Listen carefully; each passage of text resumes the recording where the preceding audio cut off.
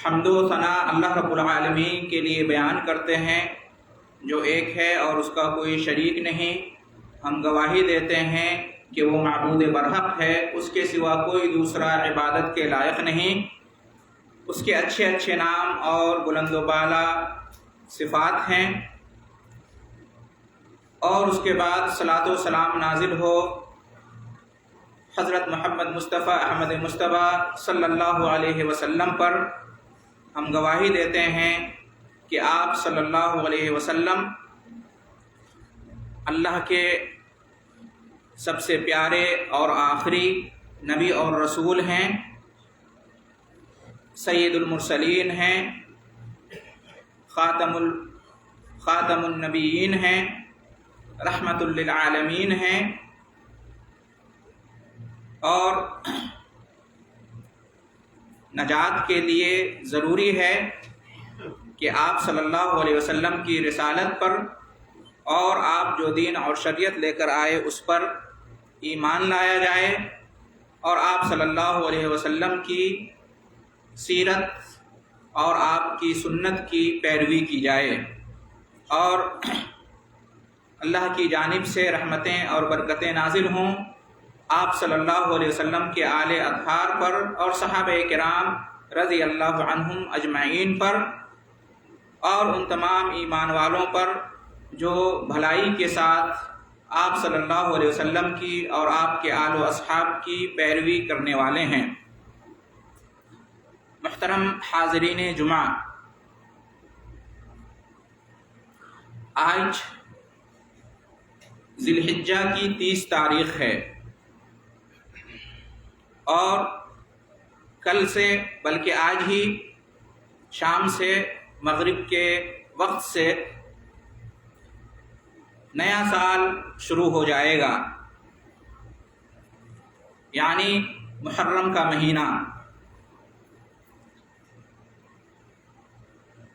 تو آئیے اس مناسبت سے جانتے ہیں کہ ماہ محرم کی شرعی حیثیت کیا ہے، اور اس میں کیا کرنا چاہیے اور کیا نہیں کرنا چاہیے۔ تو محترم حضرات، محرم کا مہینہ یہ اسلامک کیلنڈر کا ہجری سن کا قمری سال کا پہلا مہینہ ہے۔ اسی مہینے سے اسلامی سال کی سن ہجری کی قمری سال کی ابتدا ہوتی ہے۔ یہ مہینہ یعنی محرم کا مہینہ ان 4 مہینوں میں سے ایک ہے جو کہ حرمت والے مہینے ہیں۔ قرآن مجید کی سورہ توبہ کی آیت نمبر 36 میں اللہ رب العالمین نے ارشاد فرمایا، منہا اربعۃ حرم ذالک الدین القیم فلا تظلموا فیہن انفسکم، کہ 4 مہینے حرمت والے مہینے ہیں، اور یہی سیدھا دین ہے، صحیح گنتی ہے کہ سال میں 12 مہینے ہیں جو اللہ نے مقرر کیے ہیں، اور ان میں سے 4 مہینے محترم ہیں، حرمت والے ہیں، قابل احترام ہیں۔ لہذا ان مہینوں میں اپنی جانوں پر ظلم نہ کرو۔ تو اس آیت سے معلوم ہوا کہ سال کے 12 مہینوں میں 4 مہینے حرمت والے مہینے ہیں، اور ان مہینوں میں اپنی جانوں پر ظلم نہیں کرنا چاہیے۔ یہ 4 مہینے حرمت والے کون کون سے ہیں، اس کی تفصیل حدیث شریف میں آئی ہے۔ نبی کریم صلی اللہ علیہ وسلم نے بیان کیا ہے کہ یہ جو حرمت والے 4 مہینے ہیں، ان سے مراد ذوالقعدہ، ذوالحجہ، محرم اور رجب کے مہینے ہیں۔ یہ 4 مہینے حرمت والے مہینے ہیں۔ تو اس حدیث سے معلوم ہوا کہ محرم کا مہینہ بھی حرمت والا مہینہ ہے، محترم مہینہ ہے، قابل احترام مہینہ ہے، اور اس مہینے کی حرمت اور تقدس کا پاس و لحاظ رکھنا چاہیے۔ کس طرح سے اس مہینے کی حرمت اور تقدس کا پاس و لحاظ کرنا چاہیے؟ آپ نے ابھی سنا، اللہ رب العالمین نے فرمایا کہ فَلَا تَظْلِمُوا فِيهِنَّ أَنفُسَكُمْ، کہ ان حرمت والے مہینوں میں اپنی جانوں پر ظلم نہ کرو۔ اپنی جانوں پر ظلم کرنے کا کیا مطلب ہوتا ہے؟ جب بندہ اپنے رب کی نافرمانی کرتا ہے، رسول صلی اللہ علیہ وسلم کی نافرمانی کرتا ہے، تو وہ اپنی جان پر ظلم کرتا ہے۔ جب بندہ کوئی گناہ کا کام کرتا ہے، کوئی برائی کا کام کرتا ہے، تو وہ اپنی جان پر ظلم کرتا ہے۔ جب بندہ فرائض و واجبات کو ترک کرتا ہے، فرائض و واجبات کی ادائیگی میں سستی اور غفلت سے کام لیتا ہے، تو وہ اپنی جان پر ظلم کرتا ہے۔ جب بندہ اللہ کے ساتھ شرک کرتا ہے تو وہ اپنی جان پر ظلم کرتا ہے۔ جب بندہ اللہ کے ساتھ کفر کرتا ہے تو وہ اپنی جان پر ظلم کرتا ہے۔ جب کوئی بندہ سنت کو چھوڑ کر بدعت اختیار کرتا ہے تو وہ اپنی جان پر ظلم کرتا ہے۔ یعنی جو بھی فرض و واجب ہے اسے چھوڑنا یا اس کی ادائیگی میں سستی، کاہلی اور غفلت برتنا، یہ اپنی جان پر ظلم ہے۔ کسی بھی گناہ کا ارتکاب کرنا، کسی بھی حرام چیز کو کرنا، کسی بھی ناجائز چیز کو کرنا، ہر وہ کام جو دین میں، شریعت میں حرام ہے، ناجائز ہے، جس کو گناہ کہا گیا ہے، جس کو برائی کہا گیا ہے، اور جس کے کرنے پر جہنم کی وعید آئی ہے، عذاب کی دھمکی دی گئی ہے، اللہ کا غضب ہوگا، اللہ کی لعنت ہوگی، وغیرہ وغیرہ، اس طرح سے کہا گیا ہے، اس سے اللہ ناراض ہوگا، اس طرح کی بات جس کام کے بارے میں کہی گئی ہے، تو جو کوئی بندہ بھی اس طرح کا کام کرتا ہے، اس طرح کی بات کرتا ہے، تو وہ اپنی جان پر ظلم کرتا ہے، کیونکہ وہ اپنی جان، اپنے نفس کو اللہ کے غضب اور اللہ کے عذاب کا مستحق بناتا ہے۔ تو اللہ رب العالمین نے فرمایا کہ ان حرمت والے مہینوں میں خاص طور سے اپنی جانوں پر ظلم نہ کرو۔ یوں تو کسی بھی مہینے میں اپنی جان پر ظلم کرنا منع ہے، لیکن چونکہ یہ حرمت والے مہینے ہیں، اس لیے ان مہینوں میں خاص طور سے اپنی جانوں پر ظلم نہیں کرنا چاہیے۔ جیسے کہ مکہ اور مدینہ ہیں، جو حدود حرم ہیں، حرم کا جو ایریا ہے، تو حدود حرم کے اندر کوئی گناہ کرنا، کوئی برائی کا کام کرنا، یہ کتنا سنگین اور خطرناک ہے۔ دوسری جگہوں کے مقابلے میں مکہ مدینہ کے حدود حرم میں کوئی گناہ اور برائی کرنا یہ زیادہ سنگین اور خطرناک ہے۔ گناہ ہر جگہ گناہ ہے، لیکن حدود حرم میں کوئی گناہ کرنا زیادہ سنگین اور خطرناک ہوتا ہے۔ تو اسی طرح سے کسی بھی مہینے میں گناہ نہیں کرنا چاہیے، لیکن ان حرمت والے مہینوں میں گناہ کرنا زیادہ سنگین ہوگا، زیادہ خطرناک ہوگا۔ اس لیے کم سے کم ان حرمت والے مہینوں میں اللہ اور اس کے رسول کی نافرمانی نہیں کرنی چاہیے۔ تو یہ شرعی حیثیت ہے محرم کے مہینے کی کہ یہ حرمت والا مہینہ ہے اور اس میں گناہ کر کے اپنی جان پر ظلم نہیں کرنا چاہیے۔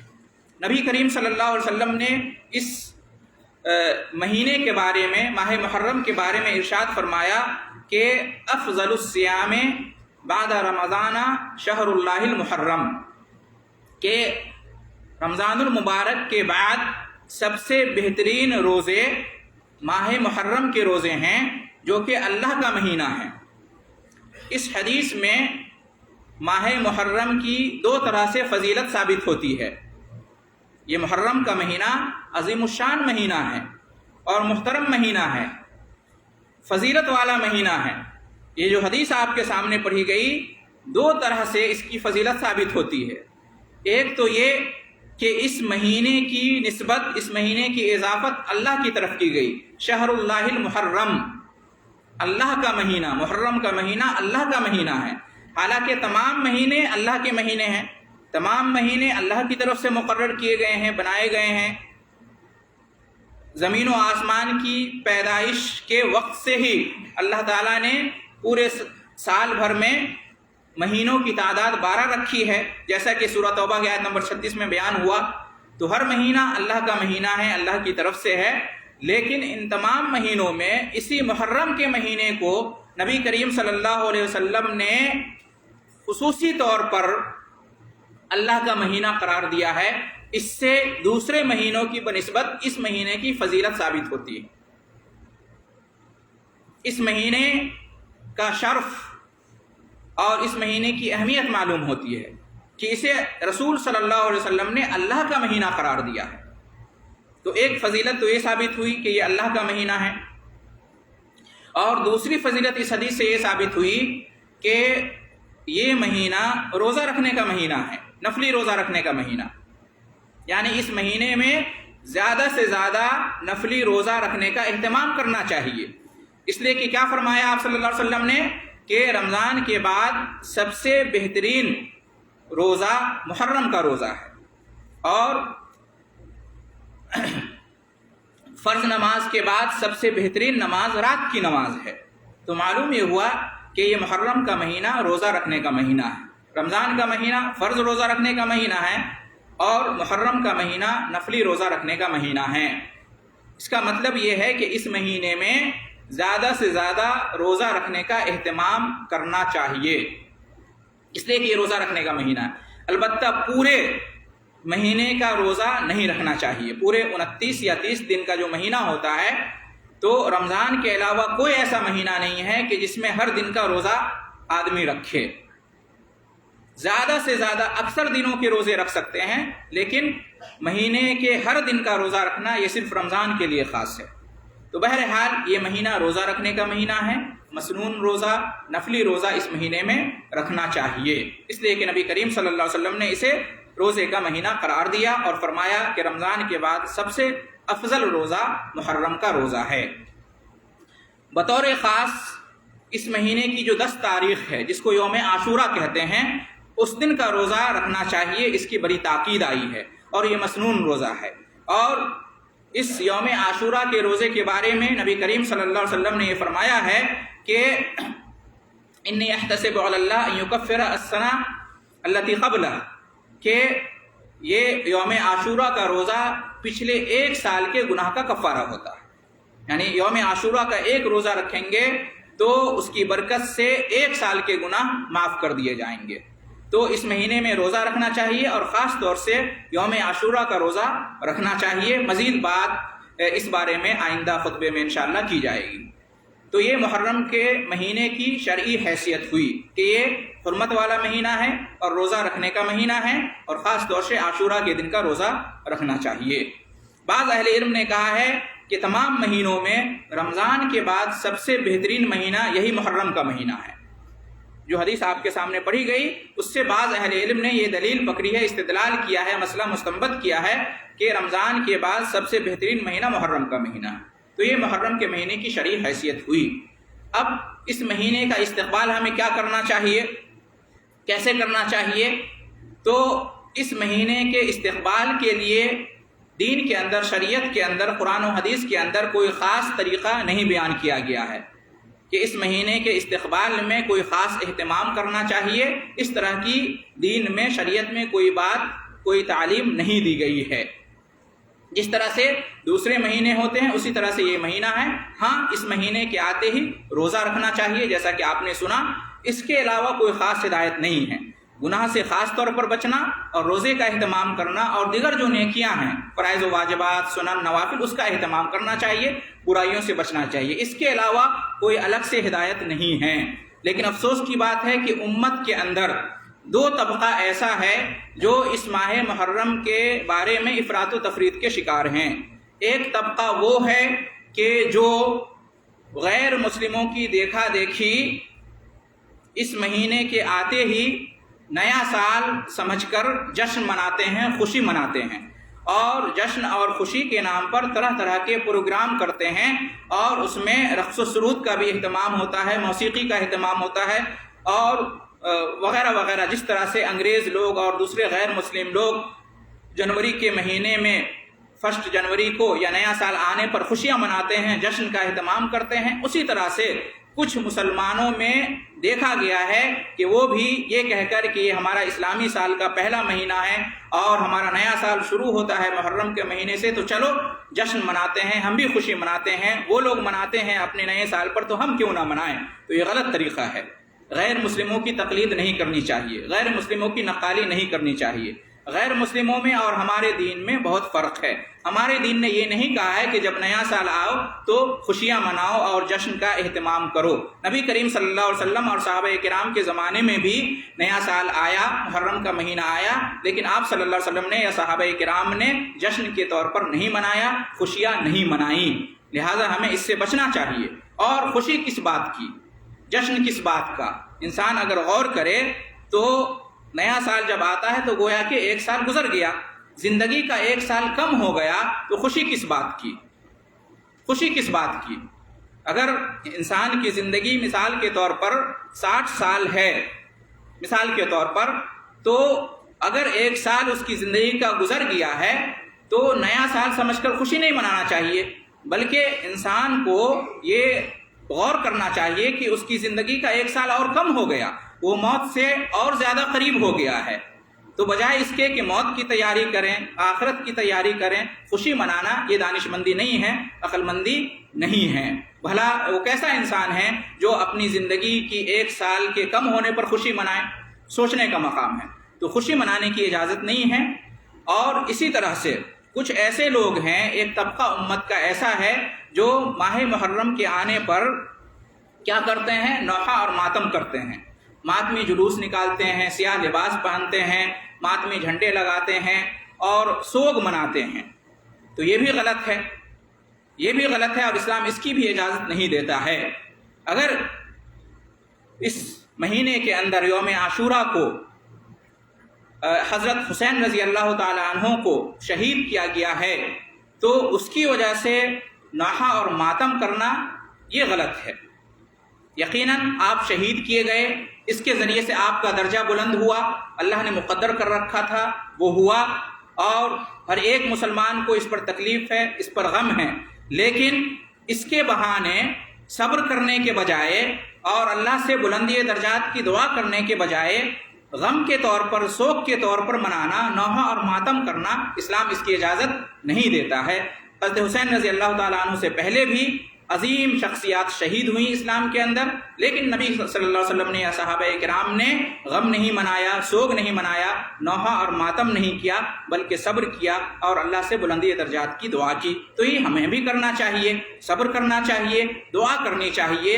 نوحہ اور ماتم کے طور پر نئے سال کا آغاز کرنا، محرم کے مہینوں کو نوحہ اور ماتم کا مہینہ قرار دینا اور اس طرح سے منانا، اسلام اس کی اجازت نہیں دیتا، بلکہ اس سے نبی کریم صلی اللہ علیہ وسلم نے منع کیا ہے۔ یہ بہت بڑا گناہ ہے، یہ جاہلیت کا عمل ہے نوحہ اور ماتم کرنا، تو اس سے بھی بچنا چاہیے۔ یہ محبت حسین نہیں ہے، محبت آل بیت نہیں ہے، بلکہ یہ محبت حسین اور محبت آل بیت کے نام پر اسلام کو بدنام کرنا ہے اور اسلام کی اچھی شبیہ کو داغدار کرنا ہے اور غلط میسج دینا ہے دنیا والوں کو کہ دیکھو مسلمان کیسے ہوتے ہیں، اس طرح سے نوحہ ماتم کرتے ہیں۔ یہ منظر، یہ سین بھی اچھا نہیں لگتا ہے، اس سے بچنا چاہیے۔